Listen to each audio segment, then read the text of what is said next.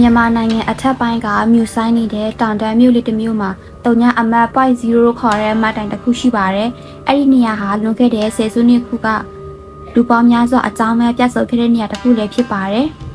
။မင်းသူဟာလွန်ခဲ့တဲ့10နှစ်ကအဲ့ဒီနေရာမှာပဲပြတ်ဆုပ်သွားခဲ့တဲ့သူရဲ့ညီမဖြစ်သူကိုရှာဖို့အဲ့ဒီမြို့လေးကိုပြန်ရောက်လာပါတယ်။ဒါပေမဲ့သူရှာဖို့တွေ့ရှိလိုက်ရတာက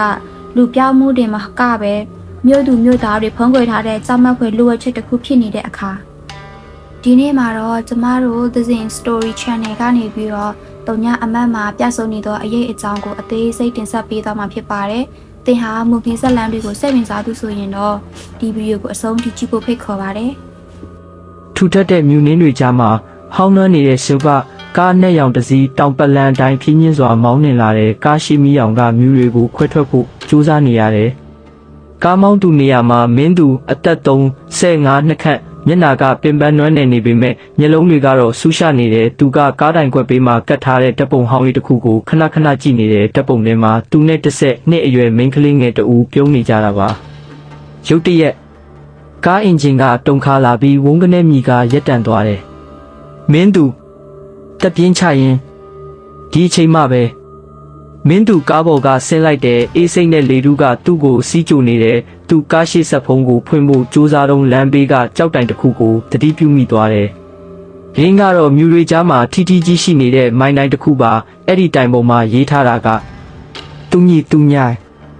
မင်းသူရဲ့မျက်နှာပြတ်သွားတဲ့သူလက်ပတ်နာရီကိုကြည့်လိုက်တဲ့အခါနာရီလက်တံကတုန်ခါနေပြီးနောက်ပြန်လဲဖို့ကြိုးစားနေတယ်လို့မျိုးဖြစ်နေတယ်ခဏကြာမှာတော့နာရီကကလပ်ခနဲမြီကရက်တန့်သွားတော့တယ်မင်းသူမြို့ထဲကိုလမ်းလျှောက်ဝင်လာတဲ့မြို့လေးကတိတ်ဆိတ်လွန်းနေတဲ့လမ်းဘေးတက်တိုင်တွေကမိဝကျင်ကျင်ရောင်တွေကလမ်းမပေါ်ကိုကြားရောက်နေတယ်မင်းသူဟာလမ်းတစ်ဖက်မှာလမ်းလျှောက်နေတဲ့မြို့ခံတယောက်ကိုတွေ့လိုက်တယ်အဲ့ဒီလူကခေါင်းလိုက်ဆိုင်ချပြီးရှောက်နေတာပါမင်းသူအနာကပ်ပြီးမေးဖို့ပြင်လိုက်စင်မှာထူးဆန်းတာတစ်ခုကိုသတိထားမိလိုက်တယ်ဓာတ်တိုင်မီကအဲ့ဒီလူရဲ့အပေါ်တက်တဲ့ကကြားနေပေမဲ့လမ်းမပေါ်မှာအဲ့ဒီလူရဲ့အရေးလုံးဝရှိမနေဘူးမင်းသူမျက်လုံးကိုပုတ်ပြီးပြန်ကြည့်လိုက်တဲ့အခါအဲ့ဒီလူကလမ်းကြားထဲကိုကိုယ်ဝင်ပြောက်ကွယ်သွားပြီ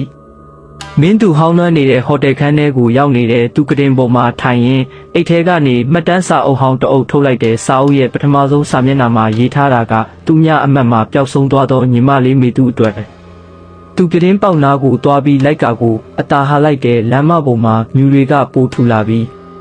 အဲ့ဒီအချိန်မှာပဲကတင်ပေါက်မှန်ပေါ်မှာလက်ပွေရတစ်ခုထင်ကျန်နေတာကိုသူတွေ့လိုက်ရတဲ့အပြင်ဘက်ကနေတယောက်ကလာနှိပ်ထားတယ်လို့မျိုးပါဒါပေမဲ့သူရှိနေတာကဒုတိယထပ်မင်းသူမှန်ကိုအနီးကပ်ကြည့်လိုက်တဲ့အခါမှန်ပေါ်ကအရေးထဲမှာသူ့နောက်ွယ်ကကတင်ပေါ်မှာတစုံတယောက်ထိုင်နေတယ်လို့မြင်လိုက်ရတဲ့သူချက်ချင်းနောက်ကိုလှည့်ကြည့်လိုက်ပေမဲ့ဘယ်သူမှမရှိဘူးဒါပေမဲ့ကတင်ဘေးကနေရန်ပေါ်မှာတော့မင်းသူရဲ့ကိုယ်ပိုင်ရိတ်ဟာသူ့ရဲ့လှုပ်ရှားမှုနဲ့မတူပဲတီးခြားစီလှုပ်ရှားနေတယ်လို့မျိုးတုန်ခါနေတာကိုတွေးလိုက်ရတဲ့အခါသူတို့ပြောတာတကယ်ပဲလားသူညအမှတ်မှာအရေးတွေကအသက်ဝင်လာတတ်တယ်ဆိုတာ